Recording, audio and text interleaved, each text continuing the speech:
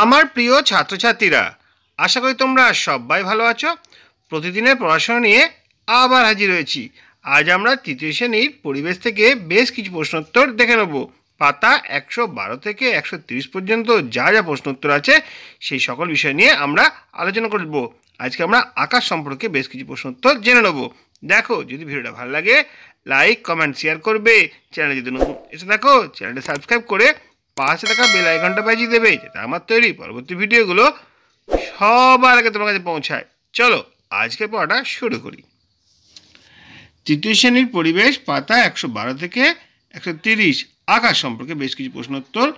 প্রথমে আমরা জেনে নেব নিচের বাক্যগুলি ঠিক না ভুল নির্বাচন করো। দেখো, প্রথম প্রশ্ন হচ্ছে রাতের আকাশ নীল হয়। এটা কিন্তু সঠিক না, এটা ভুল। সোজাসুজি সূর্যের দিকে তাকালে চোখের ক্ষতি হতে পারে। এটা কিন্তু সঠিক। নিজের ছায়া দেখে সূর্যের অবস্থান নির্ণয় করা সম্ভব। এটাও কিন্তু সঠিক। বড় বড় জলকণায় ভরা মেঘের বর্ণ কালো হয়। এটা কিন্তু ঠিক নয়। সূর্য থেকে দূরের আকাশ নীল হয়। ঠিক। রাতের আকাশে সূর্য এর আলোতে আলোকিত হয়। এটা কিন্তু সঠিক নয়, এটা হচ্ছে ভুল। দিনের বেলায় সূর্যের আলো বাতাসের ধূলিকণার উপর পড়ে। এটা কিন্তু একদম সঠিক। অমাবস্যার রাতে আকাশ অর্ধেক চাঁদ থাকে। এটা কিন্তু ভুল। দিনে সবসময় সূর্যের আলো একই রকম থাকে। এটাও কিন্তু সঠিক নয়, এটা হচ্ছে ভুল।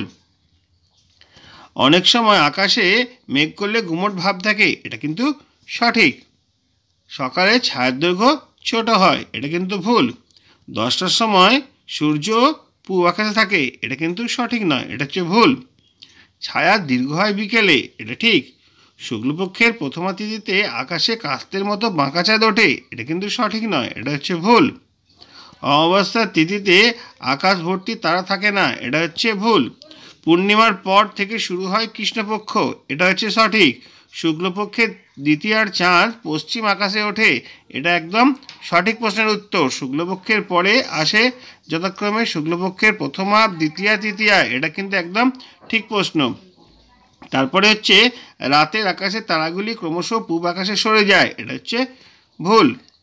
নেক্সট কোশ্চেন হচ্ছে সারা রাতই আকাশে তারা ভর্তি থাকে। এটা সঠিক। আকাশে আবছা আলোর আভাকে ছায়াপথ বলে। এটা হচ্ছে ঠিক। ছায়াপথে তারা দেখা যায় না। এটা কিন্তু ভুল। পরের কোশ্চেন হচ্ছে তারাগুলি পশ্চিম থেকে পূব দিকে সরে যায়। এটা হচ্ছে ভুল। রাতের আকাশে মেঘ থাকলে তারা দেখা যায় না। এটা হচ্ছে সঠিক। জলের বাষ্প দেখা যায়। এটা কিন্তু সঠিক নয়। সূর্যের সব আলো মেঘ ভেদ করে আসতে পারে না। এটা হচ্ছে ঠিক। নদী সাগরের জল শুকিয়ে গেলে বাতাসে জলীয় বাষ্প কমে আসে। এটা কিন্তু সঠিক নয়।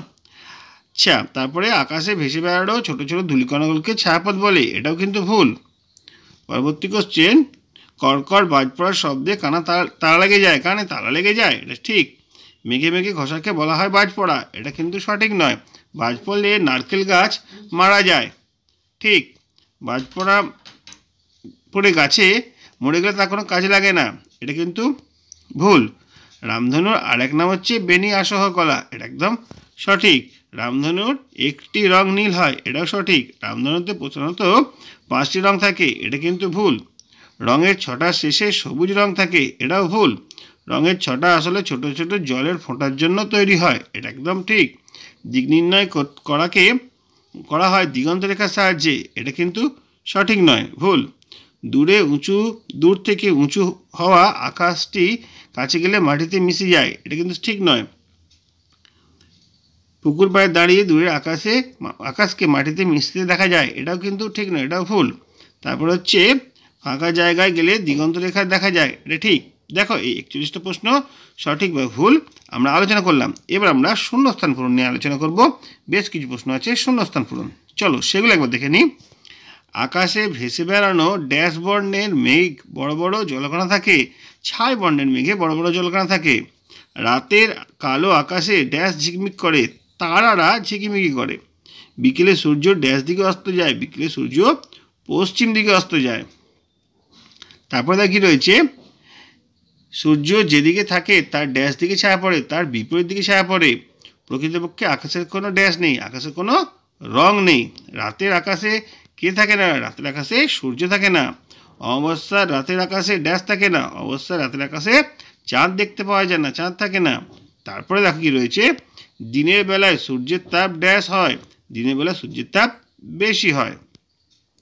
মেঘলা দিনে ড্যাশ কমে যায়, মেঘলা দিলে আলো কমে যায়। সকাল 7টায় সূর্য থাকে কোন দিকে? সকাল 7টায় সূর্য থাকে পূর্ব দিকে। সকাল 10টার সময় ছায়ার দৈর্ঘ্য বাড়ে না ছোট হয়? ছায়ার দৈর্ঘ্য ছোট হয়। সকাল 10টায় ছায়া থাকে কোন দিকে? পশ্চিম দিকে। অমাবস্যার তিথিতে আকাশে কি থাকে না? চাঁদ থাকে না।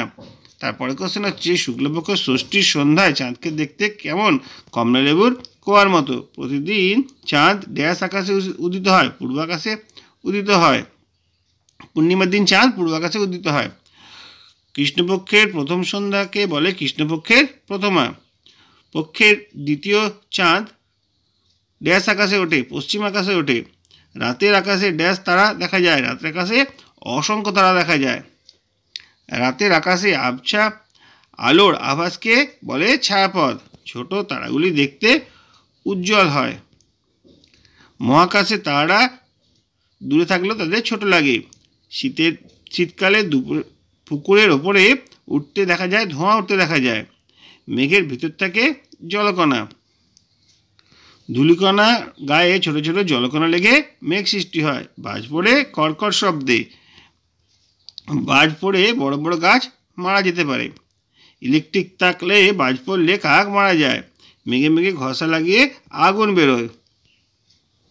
ছাত্রছাত্রীরা কত রকম রামধনু রং বুঝতে পারে? 5টি রামধনু রং পরিষ্কারভাবে বুঝতে পারে। আচ্ছা, রঙের ছটায় হলুদ ও লাল বর্ণের মাঝে থাকে কি? কমলা বর্ণ।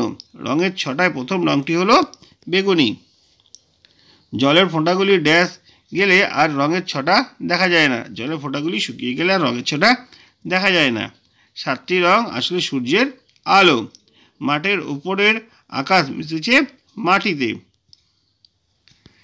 ফাঁকা জায়গাটা যত বড় হবে দিগন্তরেখা তত দূরে যাবে। আকাশটা মাটির কাছে মিশেছে এমনটা মনে হয় দিগন্তরেখা বরাবর। দিগন্তরেখার আরেক নাম হলো দিকচক্ররেখা। দেখো, প্রথমে আমরা সত্য মিথ্যে জানলাম, তারপর শূন্যস্থান পূরণ। এবার আমরা জানবো একটি দুটি বাক্যে উত্তর দাও। কি আছে? দিনের বেলায় আকাশের রং কি হয়? নীল হয়।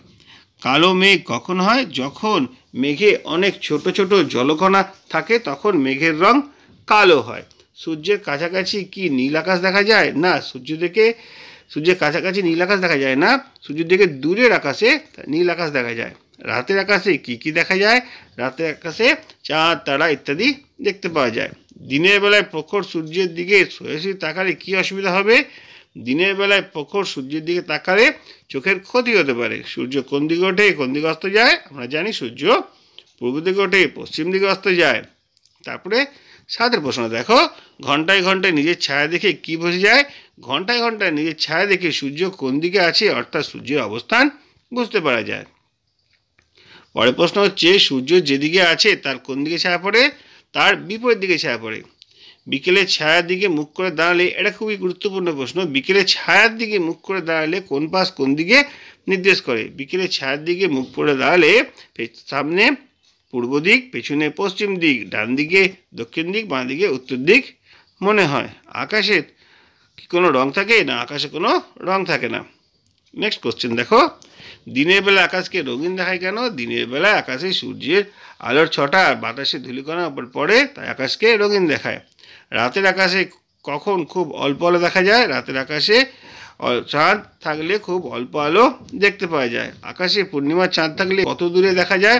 আকাশে পূর্ণিমার চাঁদ থাকলে 8-10 মিটার দূরের মানুষকে দেখতে পাওয়া যায়। দিনের আলো কি সবসময় একই থাকে? না, দিনের আলো সবসময় এক থাকে না। যেমন বিকেলে আলো অনেক কমে যায়। কখন সাধারণত কম গরম লাগে? রাতের বেলা সাধারণত কম গরম লাগে। রাতে সাধারণত কম গরম লাগে কেন? রাতের আকাশে সূর্য থাকে না, তাই রাতে গরম কম লাগে। পৃথিবীতে আলো ও তাপের উৎস কি? পৃথিবীতে আলো ও তাপের উৎস হলো সূর্য।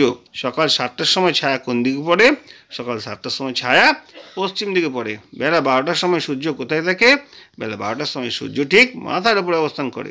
ছায়াপথ কাকে বলে? খুবই গুরুত্বপূর্ণ প্রশ্ন। দেখো তোমরা, রাতের আকাশে একদিক থেকে অন্যদিক পর্যন্ত অনেক সময় একটা আবছা আলোর ছড়িয়ে থাকতে দেখা যায়, কি ছায়াপথ বলে। ছায়াপথে কি দেখতে পাওয়া যায়? ছায়াপথে ছোট বড় তারা দেখতে পাওয়া যায়। শুক্লপক্ষ কাকে বলে?